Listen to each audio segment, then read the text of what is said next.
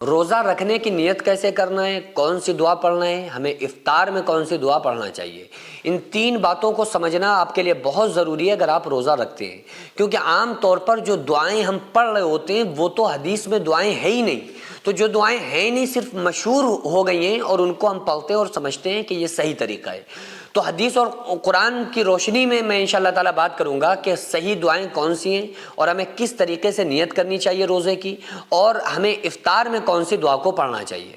نیت کی اگر ہم بات کریں تو جو نیت ہوتی ہے وہ نیت دل کے ارادے کا نام ہوتا ہے، یعنی حدیث پاک میں آتا ہے، بخاری شریف کی پہلی حدیث ہے، آقا علیہ السلام نے ارشاد فرمایا انما الاعمال بالنیات، کہ عمل کا دار و مدار نیت پر ہے، انسان کو وہی ملے گا جس کی اس نے نیت کی ہوگی۔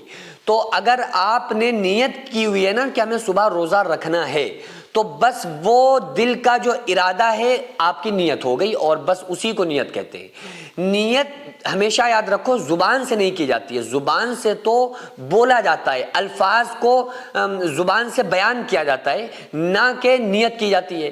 نیت جو اصل ہے وہ تو دل کے ارادے کا نام ہے، اور آقا علیہ السلام نے ارشاد فرمایا ان اللہ لا ينظر الى اجسامکم ولا الى صورکم ولکن اللہ ينظر الى قلوبکم، اللہ تعالیٰ شکل و صورتوں کو نہیں دیکھتا ہے بلکہ اس کی نگاہ تمہارے دلوں پر ہے۔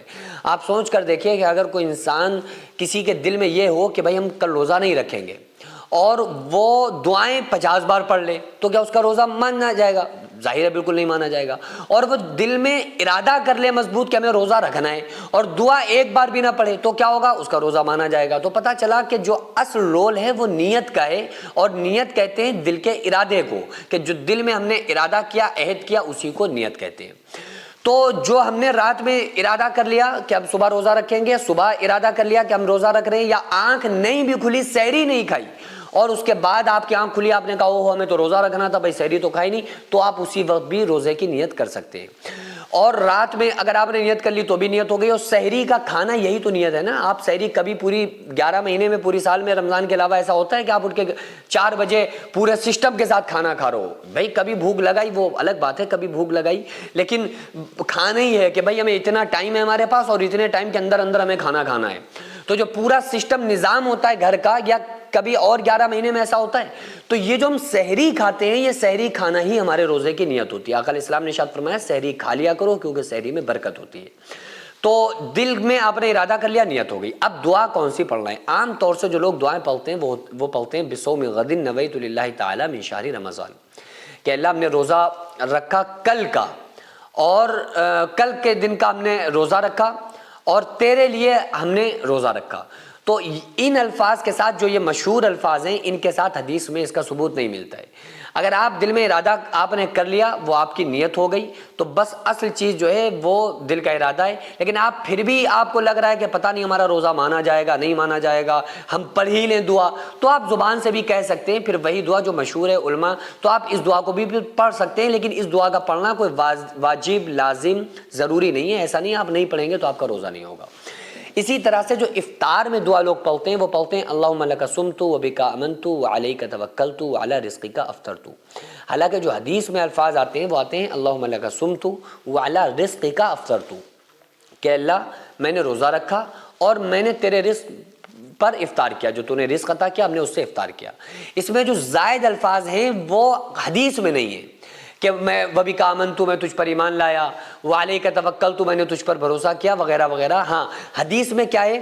حدیث میں شروع کے لیے تو یا تو بسم اللہ وعلی برکت اللہ آپ پڑھ لیں، یا آپ کہنا چاہ رہے ہیں تو اللہم لک صمت وعلی رزقک افطرت کہہ لیں، لیکن اصل دعا جو فوکس کرایا گیا ہے وہ افطار کے بعد کی دعا ہے۔ وہ حدیث میں آتے ہیں الفاظ، اور وہ دعا عام طور سے لوگوں کو یاد نہیں ہوتی ہے۔ تو اگر آپ روزہ رکھتے ہیں تو اس دعا کو ضرور یاد کریے، کیونکہ یہ حدیث پاک میں آتا ہے اس کا ذکر، اور آقا علیہ الصلوۃ والسلام نے روزے داروں کو یہ دعا بتائی ہے کہ اس دعا کو افطار کے بعد پڑھو۔ کون سی دعا؟ ذهب الظمأ وابتلت العروق وثبت الاجر ان شاء اللہ عز وجل۔ اس کا مطلب ہوتا ہے، مفہوم ہے کہ اللہ میں نے جو تو نے رزق عطا کیا اس کو ہم نے تیرا احسان ہے، شکر ہے، اور ہماری جو نسیں تھیں، رگیں تھیں، وہ تر ہو گئیں، ہماری حلق جو خشک ہو رہی تھی پورا دن، وہ ہماری رگیں تر ہو گئیں، اور اللہ کے پاس ہمارا اجر و انعام بھی ہے، کھانا بھی کھا لیا، پانی بھی پی لیا، اور انعام بھی اللہ کی طرف باقی رہا، یعنی کہ اللہ کے پاس ہمارا ثواب بھی موجود ہے۔